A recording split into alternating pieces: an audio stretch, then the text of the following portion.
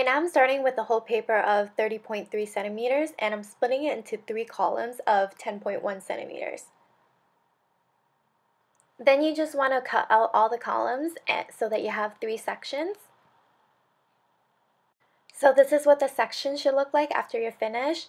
So the whole paper was 30.3 centimeters and I split it into 10.1 centimeters, so that makes up 3 sections. With the different cardstock background, you want to repeat the same steps. You want to make 3 sections with the same measurement as the background before that. So I'm going to call this one our second background, and you need to cut it out into 3 sections just like the first background. So this is what everything should look like after you're all done. You should have 6 sections. Grab a section from the first background and then you want to make squares of 10.1 centimeters. You want to make 3 of these, and then after you're done marking those, you want to fold those areas. So right now I'm folding 10.1 centimeters.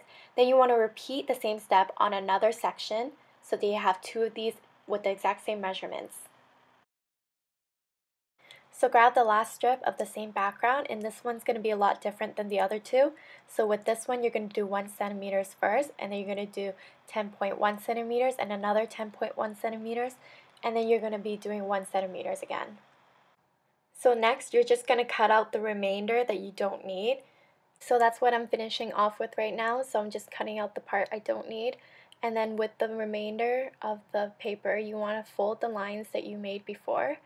So right now I'm folding the middle, and then after you have to fold the 2 sides at the edge, which are 1 centimeters each. So after you're done folding everything, this is what everything should look like all together. So as you can tell with these 2 strips, they're the same. These first 2 ones that we did in the beginning.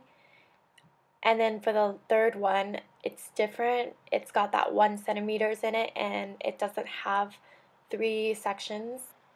And with the other 2 strips, they are split into 10.1 centimeters in 3 sections. Next, you want to grab the third strip, which is the smallest strip, and this is going to be the middle one that attaches the 2 together. So with the 1 centimeter part that we marked before, we're going to put tape on it, and then we're going to attach one of the other strips onto it. And then we're going to do the same thing with the other side that is also 1 centimeters. So once you're finished putting everything together, you're going to have this long strip of paper that has a bunch of squares within it that you can see the fold that you folded. So with these 3 strips, we should do the exact same thing as we did before. So as you can see, there's a small strip, and then there's also 2 longer ones that should be the exact same, that have 3 squares with them. And for the smallest strip, you want to make sure that that's a little bit different than the other 2. So what we have here is the 1 centimeter, and then we got the 10.1 centimeter, another 10.1, and a 1 centimeters. Just like the last one, we're going to do the exact same thing as before, and we're going to be using the smallest one as the middle base and taping everything on there. To make things more simple, I use glue tape, and you can get this from the dollar store. And instead of using a glue gun, it makes everything less messy and it makes it cleaner. So tape the 1 centimeter part again and then glue it onto the first or the second strip. It really doesn't matter. And then you do the exact same thing for the other side that has the 1 centimeters. So you want to glue that one on top of it, and then in the end, after you're done everything, you're going to have this long strip piece of paper once again. This is what it looks like when it's next to each other. They should be this long. They should be even as well. Then grab one of the strips and draw a half triangle in the middle of the page, and then connect it to the end of the square.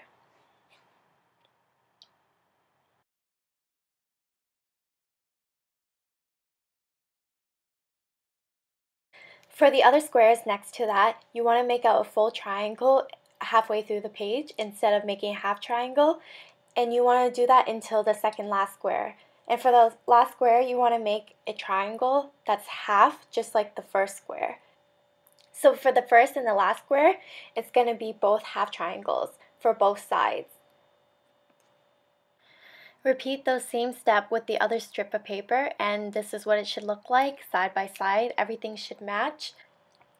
So right now what you want to do is you want to cut out all the triangles, even the half triangles, so that you get this really cool shape.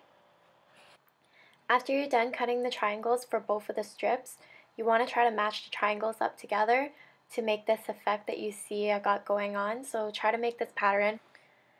Just slide the triangles into one another and keep piling it as you go along the squares. After you're done putting it together, this is what it looks like, and this is what it looks like when you flip through it.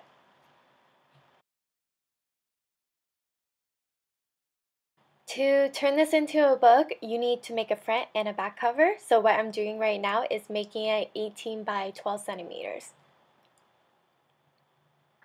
As you can see, for the length, I just outlined it the 18 centimeters, and for the height right now, it's going to be 12 centimeters.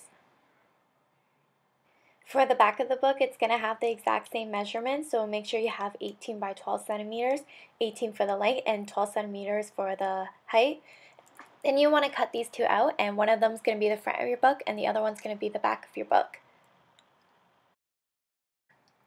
So after you're done cutting, you should have two of these 12 by 18 centimeters. And to create the book, you actually need something to hold the two front and the back cover together. So that's what we're going to be doing next.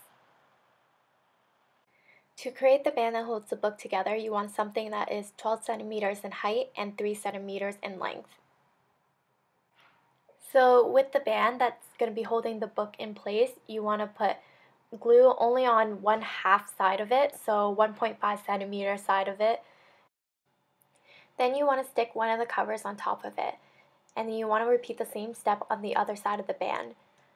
So put glue on top of it, and then stick the other cover on top of the glue.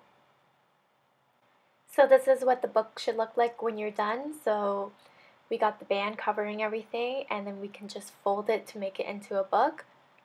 And this is what it looks like. It doesn't matter which side is the front and which side is the back because you haven't decorated anything yet. So you want to flip the book over, and then you want to grab the thing that we made earlier, and we want to glue it on top of the book.